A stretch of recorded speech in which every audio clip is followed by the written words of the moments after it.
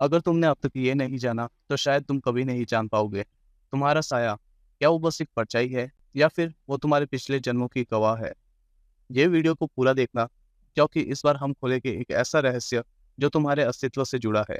और हाँ, इसका नेक्स्ट एपिसोड तभी मिलेगी जब तुम नीचे सब्सक्राइब करोगे।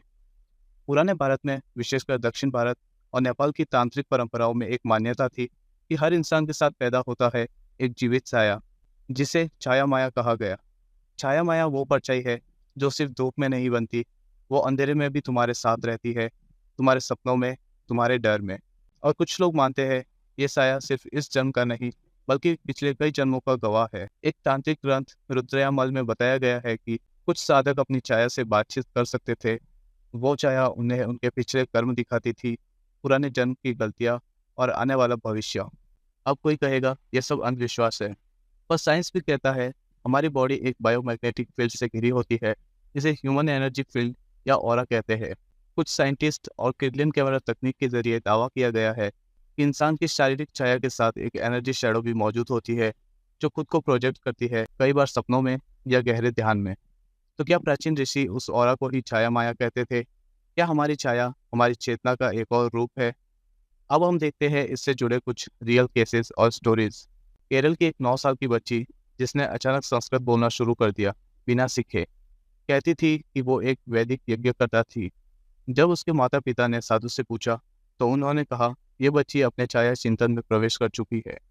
बनारस का एक पेंटर, जो रात को अंधेरे में किसी को अपने पीछे महसूस करता था, एक रात उसने अपनी छाया की तस्वीर खींची।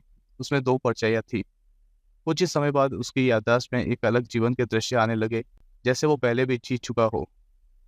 राजस्थान में एक गांव की महिला को सपना आता था कि उसे कोई रेगिस्तान में बुला रहा है।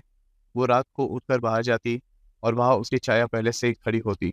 पंडित ने कहा उसका पूर्व जन्म किसी अधूरी मृत्यु से जुड़ा था।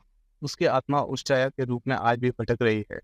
जापान के कागे नो कागामी नामक एक दर्पण अनुष्ठान होता है, जहाँ लोग अपनी छाया को देखने का अभ्यास करते हैं। कहा जाता है कि जो अपनी सच्ची छाया देख लेता है, उसे अपने कर्म और पूर्व जन्म की यादें याद आती है।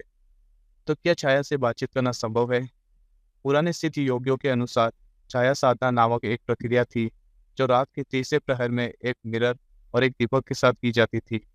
इसमें इंसान खुद को अपनी परछाई से अलग देखता है और कई बार अपनी आत्मा की ध्वनि भी सुन सकता है।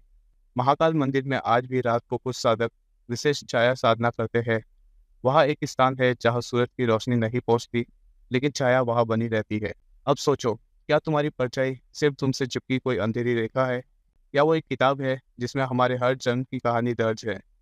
क्या वो तुम्हें रास्ता दिखा सकती है या किसी गलती से बचा सकती है?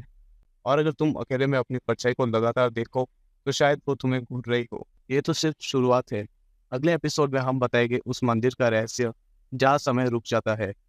अगर तुम इस कोल का हिस्सा बनना चाहते हो, तो सब्सक्राइब करो और कमेंट में लिखो मैं जाग रहा हूँ, क्योंकि अगली बार तुम्हारी छाया नहीं, तुम्हारा समय खुद तुमसे सवाल पूछेगा।